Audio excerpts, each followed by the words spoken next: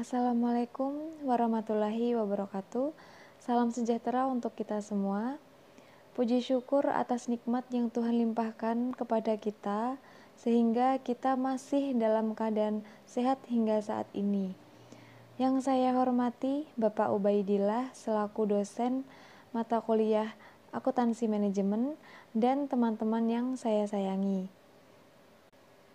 Sebelum kami mulai memaparkan materi mengenai akuntansi pertanggungjawaban yang akan kami presentasikan, izinkan saya untuk memperkenalkan anggota kami dari kelompok 5, yaitu yang pertama Risma Oktavianti dengan NIM 02, Devanda Putri Arindana dengan NIM 17, Indah Enggar Pramesti dengan NIM 38, Diki Rega Aditya dengan NIM 41, Nike Noviasari dengan NIM 42, saya Ajeng Monika Rizky NIM 46, dan yang terakhir Irfan Warih Pratama dengan NIM 47.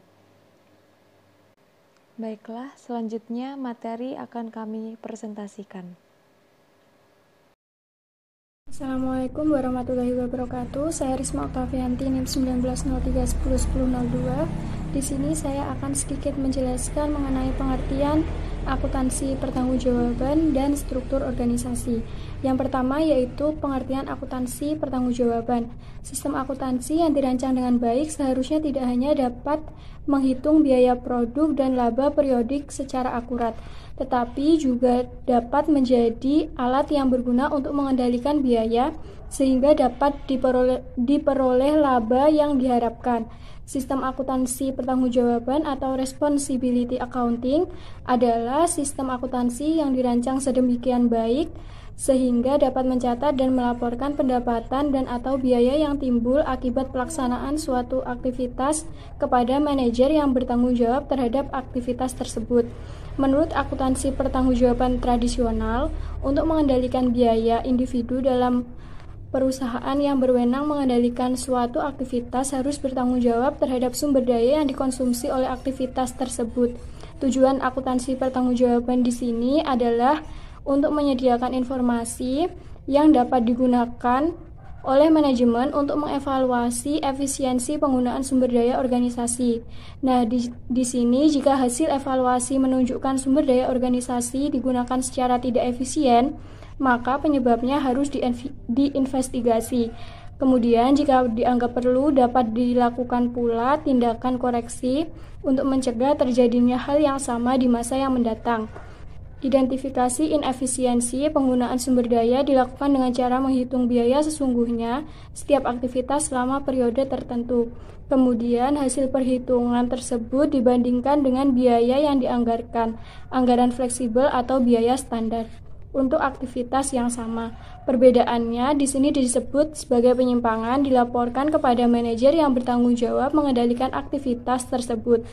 Manajer yang berwenang akan melakukan investigasi penyebab terjadinya penyimpangan yang jumlahnya besar. Jika memungkinkan, manajer juga akan melakukan tindakan koreksi untuk mencegah terulangnya inefisiensi di masa yang akan datang. Tindakan koreksi diarahkan pada usaha untuk menghilangkan inefisiensi yang sistematis. Di sini misalnya inefisiensi akibat setelan mesin yang salah, kualitas bahan yang jelek, kurangnya supervisi atau latihan, inefisiensi pengaturan kerja yang mengakibatkan duplikasi atau pemborosan waktu. Sementara untuk inefisiensi yang tidak sistematis atau acak diabaikan, contohnya inefisiensi yang tidak sistematis adalah inefisiensi akibat karyawan yang belum berpengalaman dan kerusakan mesin yang sudah diperbaiki. Yang kedua yaitu struktur organisasi. Sistem akuntansi pertanggungjawaban dirancang berdasarkan struktur organisasi dalam sebuah perusahaan. Penyusunan struktur organisasi ini tergantung pada pendekatan yang digunakan perusahaan dalam mengelompokkan aktivitas. Aktivitas organisasi ini dapat dikelompokkan berdasarkan fungsi, produk, dan geografis. Yang pertama yaitu pendekatan fungsional. Pendekatan ini mengelompokkan aktivitas perusahaan berdasarkan fungsi-fungsi pokok perusahaan, antara lain fungsi produk, pemasaran, personalia, dan keuangan. Berdasarkan pengendalian ini, pengendalian dipusatkan pada tingkat direktur. Contoh pendekatan fungsional yaitu karyawan produksi melapor dari tingkat operasi paling bawah hingga direktur produksi. Yang kedua yaitu pendekatan produk. Pendekatan ini mengelompokkan aktivitas perusahaan berdasarkan produk atau kelompok produk yang dihasilkan oleh perusahaan.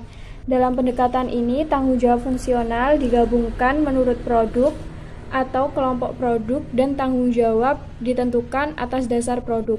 Manfaat utama pendekatan produk adalah koordinasi yang lebih efektif terhadap semua aktivitas yang terkait dengan produk atau kelompok produk tertentu. Yang ketiga yaitu pendekatan geografis. Pendekatan ini disebut juga sebagai pendekatan regional. Pendekatan ini mengelompokkan aktivitas dan menentukan tanggung jawab berdasarkan wilayah geografis. Tanggung jawab manajer mencakup semua fungsi dan produk dalam wilayah geografis tertentu. Manfaat utama dari pengelompokan ini terletak pada koordinasi yang lebih baik dari semua aktivitas dalam wilayah geografis tertentu. Pandangan tradisional berpandangan bahwa perusahaan yang ingin memiliki sistem akuntansi pertanggungjawaban yang lebih efektif, maka pengorganisasian harus dilakukan dengan cara yang mendukung adanya pengendalian operasional. Apabila struktur organisasi perusahaan tidak memiliki karakteristik tersebut, maka sistem akuntansi pertanggungjawaban tidak dapat memperbaiki pengendalian. Karakteristik penting organisasi yang mendukung pengendalian operasional antara lain tidak terjadi tumpang tindih dalam pembebanan tanggung jawab.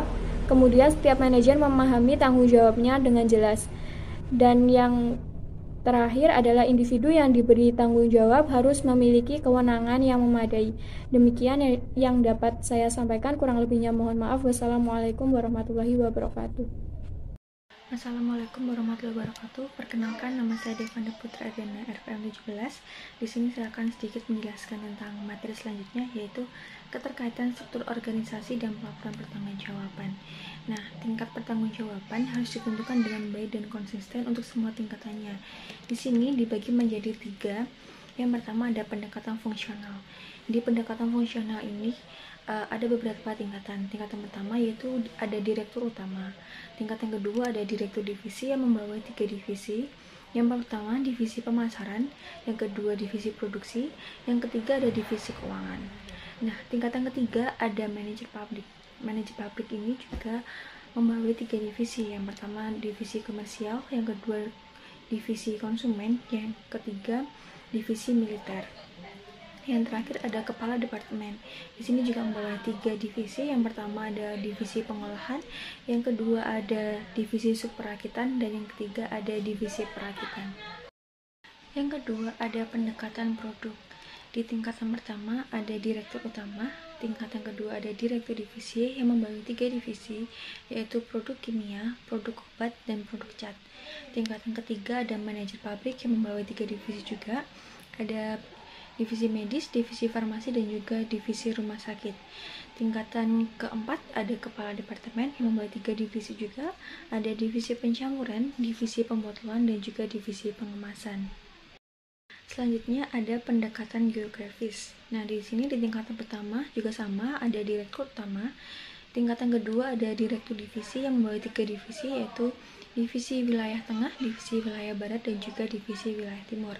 Di tingkatan ketiga ada manajer pabrik yang membawahi 3 divisi, yaitu yang pertama divisi pabrik Surabaya, divisi pabrik Semarang, dan juga divisi pabrik Tangerang. Yang di tingkatan keempat ada kepala departemen yang membawahi 3 divisi juga. Yang pertama ada asbes, kedua ada fiber, dan ketiga ada penyekat. Materi selanjutnya ada penentuan pihak yang mengendalikan biaya. Menurut pandangan tradisional, asumsi dasar akuntansi pertanggungjawaban adalah individu yang berwenang mengendalikan aktivitas harus bertanggung jawab terhadap biaya yang timbul akibat pelaksanaan aktivitas tersebut. Nah, biaya setiap unsur pengeluaran terdiri atas 2 elemen, yaitu yang pertama, harga per unit, yang kedua, kuantitas unsur yang digunakan. Keragaman dan sifat saling ketergantungan faktor-faktor penentu biaya menyebabkan biaya harus dibebankan pada individu manajer berdasarkan pengendalian relatif daripada pengendalian absolut. Baik, saya Indah Enggar Pramesti NIM 38 akan mencoba menjelaskan mengenai tanggung jawab terhadap biaya overhead. banyak unsur overhead yang dapat dibebankan secara langsung ke suatu departemen dan menjadi tanggung jawab langsung kepala departemen. Unsur overhead lainnya harus dialokasikan dalam rangka menghitung tarif pembebanan overhead pabrik ke semua produk yang dihasilkan dalam satu periode. Untuk tujuan akuntansi pertanggungjawaban, biaya hanya perlu dialokasikan, namun pembebanan tanggung jawabnya sebagian besar tergantung pada metode akumulasi dan alokasi biaya yang digunakan perusahaan. Sistem akuntansi mendistribusi biaya Departemen Pemberi Jasa ke Departemen Pemakai Jasa berdasarkan jam pelayanan, jam pemakaian, atau ukuran aktivitas lainnya. Distribusi dapat dipandang sebagai pembelian oleh Departemen Pemakai Penjualan Jasa dan penjualan bagi Departemen Pemberi Jasa. Distribusi ke Departemen Pemakai berdasarkan tarif penagihan, tarif jam terjual, tarif pembebanan atau tarif transfer. Metode tersebut berdasarkan analisis bahwa Departemen Pemakai Pemberi Jasa dari Departemen Pemberi Jasa dengan cara yang sama seperti kita membeli bahan dan perlengkapan dari pemasok luar. Perbandingan biaya pertama kali dilakukan di Departemen Jasa, di mana tempat biaya pertama kali diakumulasikan. Perbandingan tersebut dilakukan dengan cara membandingkan biaya sesungguhnya dan biaya yang dibebankan oleh Departemen Jasa ke Departemen Pemakai Jasa. Perbandingan biaya kedua dilakukan di Departemen Pemakai Jasa dengan cara membandingkan biaya yang telah dibebankan oleh Departemen Jasa dengan biaya yang dianggarkan. Langkah-langkah tersebut merupakan tahapan pengendalian dalam prosedur pembebanan biaya Departemen Jasa. Tarif penagihan merupakan fungsi tingkat aktivitas dan efisiensi operasi Departemen Jasa. Departemen Pemakai tidak dapat mengendalikan efisiensi operasi Departemen Jasa sehingga tarif penagihan harus ditentukan di muka. Tujuan akuntansi pertanggungjawaban, Departemen Pemakai harus mengetahui harga jasa sebelum membeli sehingga dapat mempertimbangkan biaya dan manfaatnya. Tindakan Departemen Jasa dalam membeli jasa mengakibatkan terjadinya biaya sehingga Departemen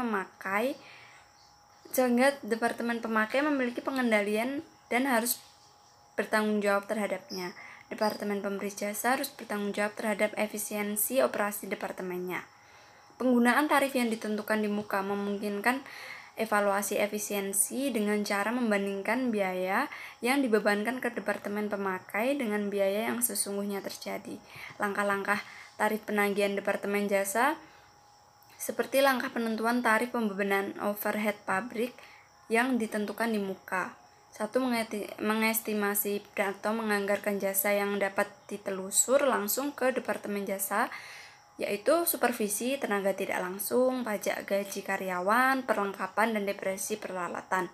Yang kedua, mengalokasikan anggaran biaya bersama ke setiap departemen, kepada mandor, depresiasi bangunan, pajak bumi dan bangunan, atau asuransi utilitas. Yang ketiga, mengalokasikan anggaran biaya Departemen Jasa ke departemen lainnya. Yang keempat, menghitung tarif penagihan dengan cara membagi jumlah estimasi biaya Departemen Jasa dengan jumlah perkiraan jam jasa atau dasar penagihan lain yang akan diberikan pada masa mendatang. Penentuan tingkat aktivitas yang digunakan sebagai dasar untuk menghitung tarif penagihan sangat penting, seperti halnya dalam menghitung tarif overhead. Sebagian biaya Departemen Jasa bersifat tetap sehingga tingkat aktivitas yang dipilih untuk menghitung tarif penagihan akan mempengaruhi jumlah biaya tetap yang dibebankan ke Departemen Pemakai. Jumlah tersebut jika dibandingkan dengan jumlah biaya tetap yang sesungguhnya terjadi akan mempengaruhi besarnya penyimpangan dalam laporan di Departemen Jasa. Jika Departemen Jasa dapat mengendalikan tingkat pemakaian kapasitas, maka kapasitas yang diperkirakan harus digunakan sebagai dasar untuk menentukan tarif penagihan. Yang berikutnya ada laporan pertanggungjawaban. Laporan pertanggungjawaban merupakan sebuah hasil dari proses akuntansi pertanggungjawaban yang mana menurut pandangan tradisional, laporan ini memiliki dua tujuan utama, yaitu 1. Memotivasi individu mencapai kinerja tinggi dengan melaporkan efisiensi dan juga inefisiensi kepada manajer pusat pertanggungjawaban dan atasannya. Yang kedua, memberi informasi yang tepat dan dapat membantu manajer pusat untuk mengidentifikasi inefisiensi sehingga mereka dapat mengendalikan biaya yang lebih efisien. Laporan ini merupakan laporan akuntabilitas. Manajer yang memiliki wewenang untuk mengendalikan aktivitas harus mempertanggungjawabkan tindakannya. Laporan ini dibuat secara periodik dan disampaikan kepada manajer pusat pertanggungjawaban dan manajer atasannya. Salah satu kegunaannya yaitu mengevaluasi kinerja. Apabila sistem dirancang dengan baik, maka akuntabilitas memberi motivasi yang besar bagi manajer untuk bekerja secara efisien. Manajer pusat bertanggung jawab akan evaluasi dan dimintai pertanggungjawabannya atas penggunaan sumber daya perusahaan. Oleh karena itu, mereka akan terdorong untuk memantau secara ketat aktivitas yang dikendalikannya. Dalam hal tersebut memungkinkan ditemukannya inefisiensi dengan segera, sehingga tindakan koreksi juga dapat dilakukan dengan cepat. Laporan pertanggungjawaban tidak harus membuat informasi baru. Bisa jadi laporan itu sudah merupakan informasi yang sudah diketahui manajer. Pengawasan ketat tidak menjamin ditemukannya inefisiensi yang terjadi. Ketiadaan laporan pertanggungjawaban dapat mengakibatkan pengaruh ekonomi. Inefisiensi yang ditemukan tidak sepenuhnya dipahami. Manajer mungkin tidak mengambil tindakan koreksi karena mengira inefisiensi tidak terlalu berpengaruh.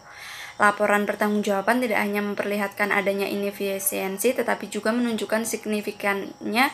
Dalam konteks ini, laporan pertanggungjawaban memberi informasi yang berguna bagi manajer untuk mengendalikan biaya. Adapun karakteristik laporan pertanggungjawaban. Dalam rangka meningkatkan efisiensi, laporan pertanggungjawaban harus memiliki karakteristik seperti berikut ini. Yang pertama yaitu ada laporan harus sesuai dengan struktur organisasi yang mana ditujukan terutama kepada individu yang bertanggung jawab untuk mengendalikan aktivitas yang dicakup dalam laporan.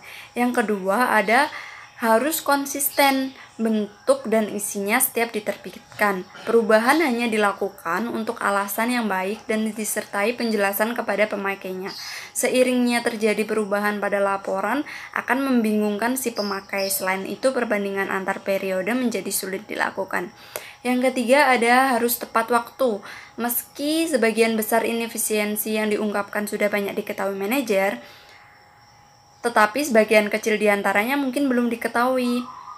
Maka, inefisiensi tidak dapat dikoreksi sebelum diketahui. Jika inefisiensi sistematis, semakin dibiarkan untuk tidak dikoreksi akan semakin besar biayanya.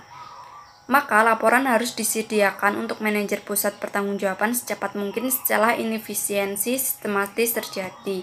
Di pihak lain, pembuatan laporan yang terlalu sering akan menimbulkan pemborosan. Yang keempat, laporan harus diterbitkan secara teratur. Meningkatkan kegunaannya, manajer harus tahu kapan laporan akan disusun dan tersedia sehingga mereka dapat merencanakan dan mengendalikan aktivitasnya secara efektif. Yang kelima adalah laporan harus mudah dipahami. Akuntansi yang sulit dipahami oleh manajer yang harus pengetahuan akuntansinya kurang, akibatnya informasi penting bisa salah dimengerti. Maka, istilah akuntansi harus dijelaskan atau dimodifikasi agar mudah dipahami oleh pengguna. Untuk mengalokasikan biaya dan menganalisis penyimpangan, manajemen harus memiliki pengetahuan mengenai unsur yang akan dibebankan serta metode yang digunakan untuk menghitung tarif overhead. Laporan memuat perincian yang memadai. Jumlah dan jenis perincian tergantung pada tingkat manajemen yang menerima laporan. Umumnya, laporan untuk manajer puncak berisi informasi yang lebih ringkas. Laporan untuk manajer puncak tidak boleh terlalu banyak perincian yang tidak siap digunakan untuk mengevaluasi hasil secara keseluruhan. Laporan untuk manajer operasional harus diberikan secara rinci agar memudahkan mereka dalam mengidentifikasi inefisiensi. Laporan harus menyajikan data perbandingan atau membandingkan anggaran yang standarnya sudah ditentukan dengan hasil yang sesungguhnya. Penyimpangan yang signifikan harus ditonjolkan sehingga manajer pusat bertanggung jawab dapat mengidentifikasi masalah tersebut dengan cepat. Laporan harus analitis, memahami sifat keaktifan bisnis setiap unit organisasi agar dapat menyajikan informasi yang bermanfaat bagi setiap manajer yang bertanggung jawab. Analisis terhadap dokumen, sumber, seperti kartu jam usaha, bukti sisa bahan, order kerja, dan pemerintahan bahan dapat memberikan informasi terkait dengan penyebab kinerja yang buruk. Laporan untuk manajer operasi harus menyajikan informasi mengenai unit fisik sekaligus jumlah rupiahnya. Apabila terjadi perubahan harga, manajer akan kesulitan melakukan perbandingan antara waktu jika hanya menggunakan ukuran keuangan saja. Informasi harus digunakan agar bermanfaat. Informasi juga harus dikomunikasikan secara efektif agar dapat digunakan. Bentuk dan metode pelaporan baik ditulis maupun lisan penting untuk diperhatikan. Laporan tertulis menyakup penyajian tabel, bagan, dan grafik. Komentar naratif berguna untuk menyampaikan informasi kualitatif yang menganalisis serta menginterpretasi data kuantitatif. Penyajian lisan efektif terutama karena memberikan kesempatan untuk menyampaikan informasi, mengajukan pertanyaan, dan menyampaikan pendapat. Sekian penjelasan dari saya, yang selanjutnya akan dijelaskan oleh rekan saya. Assalamualaikum warahmatullahi wabarakatuh. Di sini saya Diki Riga Aditya Pratama akan menjelaskan mengenai ilustrasi laporan pertanggungjawaban. Salah satu syarat untuk mengembangkan sistem akuntansi pertanggungjawaban yang baik adalah struktur organisasi yang baik. Nah, di sini kami menampilkan tingkatan-tingkatan dalam pertanggungjawaban. Yang pertama yaitu di tingkat 1 ada direktur utama. Nah, direktur utama merupakan manajer puncak di perusahaan tersebut. Direktur utama memiliki sejumlah staf yang membantunya tetapi tidak dimasukkan ke dalam bagian. Nah, di tingkatan yang kedua yaitu ada direktur-direktur. Nah, direktur-direktur ini perusahaan mempunyai 3 direktur yang bertanggung jawab terhadap pengelolaan fungsi pemasaran, yaitu produksi dan keuangan. Terdapat sejumlah staf yang akan membantu kerja direktur, tetapi tidak dimasukkan ke dalam bagan. Nah, yang ketiga yaitu ada pabrik-pabrik. Perusahaan memiliki 4 buah pabrik, yaitu pabrik A, pabrik B, pabrik C, dan pabrik D. Nah, setiap pabrik berlokasi dalam radius 20 km dari pusat kantor. Kantor pusat perusahaan berlokasi di pabrik C.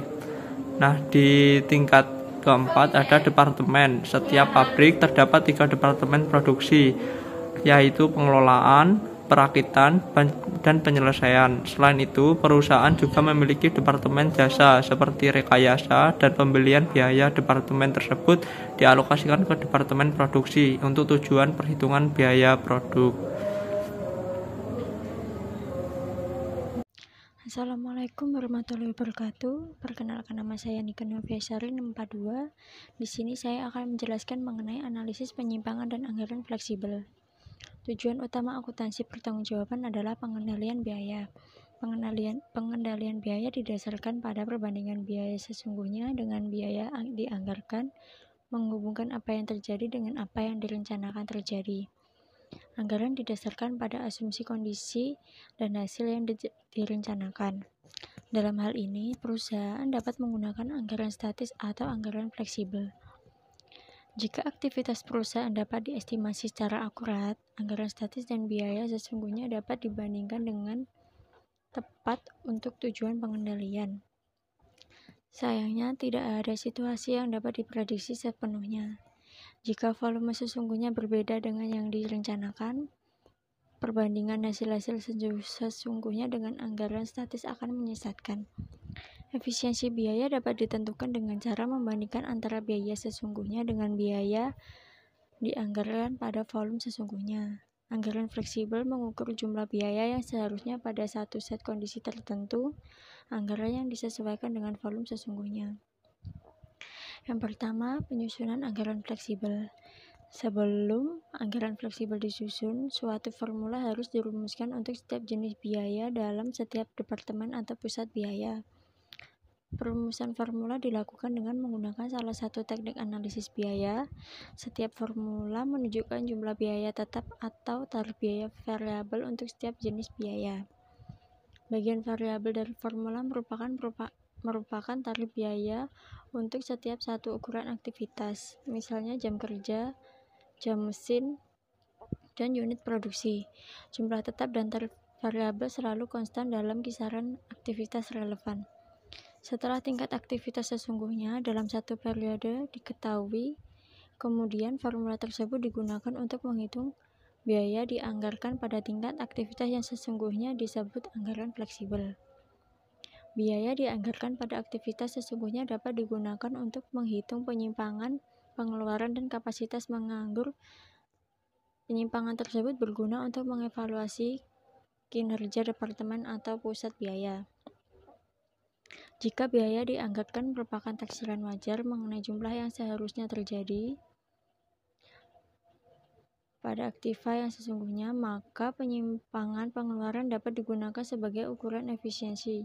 Penyimpangan pengeluaran dipicu oleh perbedaan harga dan kualitas berbagai unsur biaya. Penyimpangan pengeluaran dapat digunakan sebagai ukuran efisiensi. Penyimpangan pengeluaran dipicu oleh perbedaan harga dan kualitas berbagai unsur biaya antara yang dianggarkan dengan yang sesungguhnya.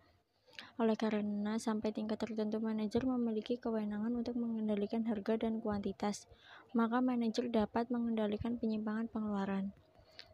Penyimpangan kapasitas menganggur adalah perbedaan antara biaya yang dianggarkan pada tingkat aktivitas sesungguhnya dengan biaya yang dibebankan ke produk yang dihasilkan selama satu periode.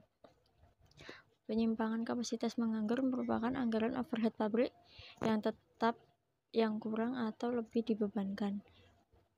Penyimpangan kapasitas menganggur merupakan ukuran pemanfaatan kapasitas akibat perbedaan antara tingkat kapasitas yang digunakan untuk menghitung tarif overhead di muka. Jika tingkat aktivitas yang digunakan untuk menghitung tarif merupakan taksiran yang akurat mengenai kapasitas yang seharusnya digunakan, maka penyimpangan kapasitas menganggur merupakan ukuran efisiensi pemanfaatan fasilitas. Oleh karena sampai tingkat tertentu manajer memiliki kewenangan untuk mengendalikan tingkat kapasitas yang digunakan, maka manajer dapat mengendalikan penyimpangan kapasitas menganggur. Yang kedua, penyusunan laporan penyimpangan. Penyimpangan dihitung dengan membandingkan overhead dianggarkan pada tingkat aktivitas sesungguhnya. Agar dapat memberikan laporan yang terperinci kepada manajer operasi, penyimpangan pengeluaran dihitung untuk setiap unsur overhead dengan cara mengurangkan biaya dianggarkan ke biaya sesungguhnya. Oleh karena penyimpangan kapasitas menganggur merupakan ukuran pemanfaatan kapasitas departemen, maka hanya perlu dihitung satu penyimpangan saja dengan cara mengurangkan overhead dibebankan ke overhead dianggarkan. Jumlah penyimpangan pengeluaran ditambah jumlah penyimpangan kapasitas menganggur sama dengan jumlah overhead pabrik lebih atau kurang dibebankan selama satu periode. Dalam anggaran fleksibel, Departemen Pengolahan menunjukkan bahwa tarif overhead pabrik didasarkan pada jam mesin karena biaya variabel lebih erat hubungannya dengan dasar aktivitas tersebut pada dasar aktivitas lainnya. Dalam praktik, beberapa unsur biaya suatu departemen berkaitan erat dengan satu aktivitas, sedangkan unsur biaya lain berkaitan erat dengan aktivitas yang lainnya pula. Sebagai contoh, jumlah perlengkapan pabrik, listrik, pengerjaan ulang dan reparasi dan pemeliharaan dipicu oleh jam kerja langsung. Sifat pekerjaan yang dilakukan setiap departemen berbeda, sehingga dasar aktivitas yang digunakan dalam setiap departemen biaya, misalnya biaya tenaga kerja tidak langsung dan dapat berkaitan dengan beberapa aktivitas. Dalam kasus semacam ini, pengendalian biaya yang lebih baik dan perhitungan biaya produk yang akurat akan dihasilkan jika akuntan menggunakan lebih dari satu tarif overhead pabrik. Penggunaan banyak tarif satu untuk departemen menimbulkan biaya yang mahal sehingga manfaat yang diperoleh dan peningkatan keakuratan perlu dibandingkan dengan biaya pengendalian informasi tersebut. Jika laporan pertanggungjawaban akan digunakan untuk mengevaluasi kinerja dan mengendalikan biaya, maka jumlah setiap unsur yang dilaporkan harus berkorelasi erat dengan ukuran aktivitas yang digunakan sebagai pembanding biaya sesungguhnya tidak dapat diandalkan dan penyimpangan biaya yang dilaporkan menjadi tidak bermakna. Korelasi yang tinggi biasanya terjadi jika digunakan banyak ukuran aktivitas.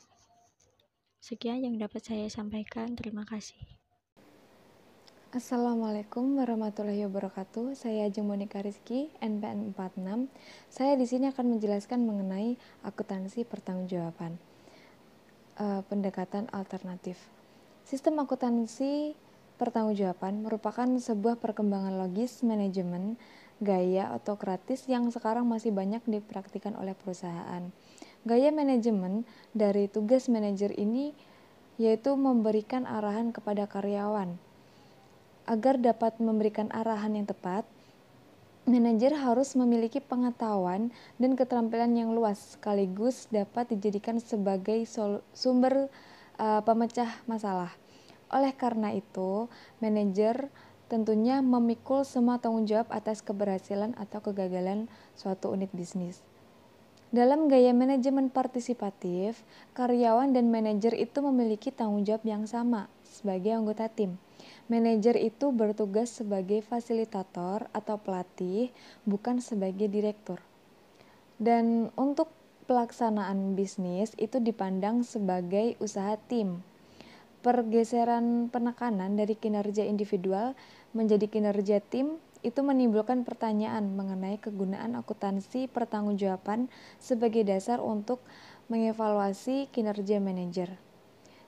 Adapun kritik terhadap kegunaan akuntansi pertanggungjawaban itu dapat dikelompokkan menjadi dua, yaitu yang pertama, berhubungan dengan perilaku disfungsional manajer yang dievaluasi atas dasar kinerja yang dilaporkan oleh sistem tersebut.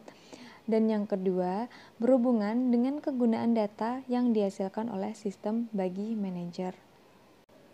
Baik, selanjutnya perilaku disfungsional manajer.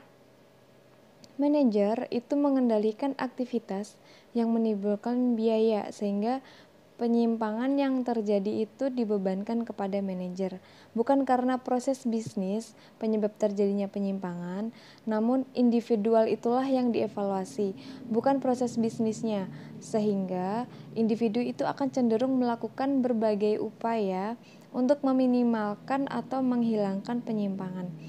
Hal tersebut dapat menimbulkan perilaku disfungsional, yaitu yang pertama, manajer itu cenderung mengutamakan kepentingannya sendiri. Yang kedua, manajer memusatkan perhatian pada pencapaian anggaran. Yang ketiga, manajer itu memusatkan perhatian pada target jangka pendek. Dan yang terakhir, manajer yang pandai memanipulasi akan sukses. Manajer itu cenderung mengambil tindakan yang baik untuk kepentingan sendiri dan sedikit mengabaikan kepentingan baik itu perusahaan secara keseluruhan, meskipun praktek tersebut itu dapat merusak kebaikan perusahaan secara keseluruhan. Adapun manajer akan lebih memusatkan perhatian pada pencapaian anggaran, bukan pada kinerja terbaik yang dapat dicapainya. Penggunaan anggaran itu sebagai penilaian kinerja itu cenderung menghambat perbaikan kelanjutan. Pengukuran kinerja berdasarkan penyimpangan dari anggaran itu dapat mengakibatkan manajer operasional beranggapan bahwa anggaran adalah yang terbaik. Akibatnya, ukuran kinerja berdasarkan anggaran itu cenderung menghambat inisiatif dan meningkatkan optimisasi. Manajer itu cenderung memusatkan perhatian pada target jangka pendek dan dapat mengabaikan tujuan jangka panjang perusahaan. Untuk mengeliminasi penyimpangan dan mendapat evaluasi yang baik, itu manajer harus memusatkan usahanya pada pencapaian anggaran yang didasarkan pada ekspektasi saat ini. Akibat manajer cenderung mengabaikan pengaruh jangka panjang, yaitu seperti contohnya menunda atau meniadakan pemeliharaan preventif yang dapat mengakibatkan kerusakan mesin. Yang kedua, menghindari untuk mencoba metode yang baru yang dapat meningkatkan produktivitas karena takut produktivitas jangka pendek akan turun. Dan yang ketiga itu menunda atau meniadakan pelatihan karyawan dan perbaikan peralatan untuk mempertahankan atau menurunkan biaya sekarang. Manajer yang kompeten dan efisien, tapi kurang pandai menyiasati sistem akan menjadi frustasi atau sulit mendapatkan promosi, hingga akhirnya memutuskan keluar dari perusahaan. Apabila mereka yang unggul dalam manipulasi akan mendapatkan promosi. Padahal perusahaan itu sesungguhnya membutuhkan orang-orang produktif dan memiliki keahlian teknis, bukan orang-orang yang pandai memanipulatif. Untuk mengatasi masalah tersebut, sebagai alternatifnya, yaitu pertama menggunakan tren kinerja sesungguhnya antar waktu, dan yang kedua anggaran yang didasarkan pada taksiran kurva pembelajaran. Pendekatan tersebut juga berguna untuk reorientasi fokus manajer dan kinerja jangka pendek ke jangka panjang. Sekian dari saya, apabila ada kurang lebihnya mohon maaf. Terima kasih. Assalamualaikum warahmatullahi wabarakatuh. Perkenalkan, nama saya Ivan Wari Pratama dengan NIM 1903101047. Di sini saya akan meneruskan presentasi dari teman saya. Langsung saja kita ke materinya. Kegunaan informasi bagi manajer. Menurut akuntansi pertanggungjawaban tradisional, biaya yang terjadi untuk menjalankan aktivitas bisnis harus dilaporkan kepada manajer yang mengendalikan aktivitas bisnis. Penyimpanan dilaporkan dengan tujuan yang pertama, menjaga agar manajer bertanggung jawab terhadap terjadinya biaya. Dan yang kedua, memberikan informasi yang berguna bagi manajer pusat bertanggung jawaban dalam upaya mengendalikan aktivitas bisnis menjadi lebih efisien. Masalah yang timbul dalam penentuan pihak yang sesungguhnya mengendalikan berbagai unsur biaya sudah dibahas di bagian sebelumnya. Meskipun biaya terkendali dapat dipisahkan dari biaya tidak terkendali. Laporan. Pertanggungjawaban mengendalikan biaya masalah tersebut antara lain yang satu, penggunaan ukuran aktivitas berdasarkan volume. Yang kedua, laporan yang selalu ringkas. Yang ketiga, data bersifat keuangan. Dan keempat, laporan tersedia tidak tepat waktu.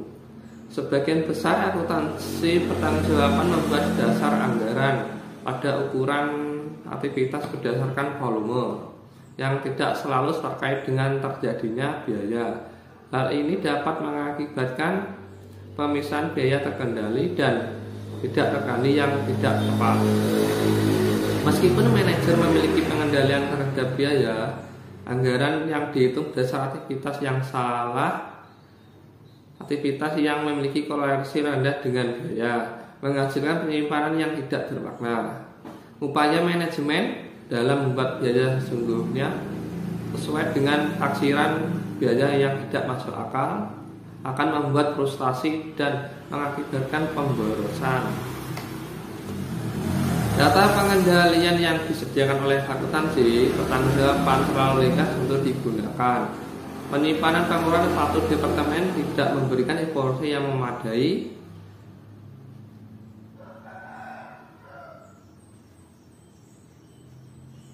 dalam membantu manajemen menentukan penyebabnya. Meskipun penyimpanan dihitung dan dilaporkan untuk setiap unsur biaya, penyimpanan pengeluaran diakibat oleh perbedaan harga dan kuantitas sesungguhnya dengan yang dianggarkan. Namun, penyimpanan tidak memberi petunjuk apakah perbedaan harga dan perbedaan kuantitas yang paling berpengaruh. Bahkan dalam laporan penyimpanan ada yang menggabungkan lebih dari satu unsur biaya ke dalam satu kelompok. Contohnya, beberapa jenis perlengkapan ke dalam bahan penolong, beberapa jenis aktivitas ke dalam tenaga tidak langsung, beberapa jenis biaya utilitas ke dalam utilitas. Selain itu, biaya yang timbul akibat semua peristiwa yang terjadi selama periode pelaporan dijumlahkan ke dalam satu kelompok biaya. Sekian dari presentasi saya. Mohon maaf kalau ada salah-salah kata. Sekian dan terima kasih. Baiklah, itu tadi presentasi dari kelompok kami. Semoga bermanfaat untuk kita semua. Mohon maaf sebelumnya apabila ada kesalahan kata yang kami ucapkan. Sekian, terima kasih atas perhatiannya. Wassalamualaikum warahmatullahi wabarakatuh.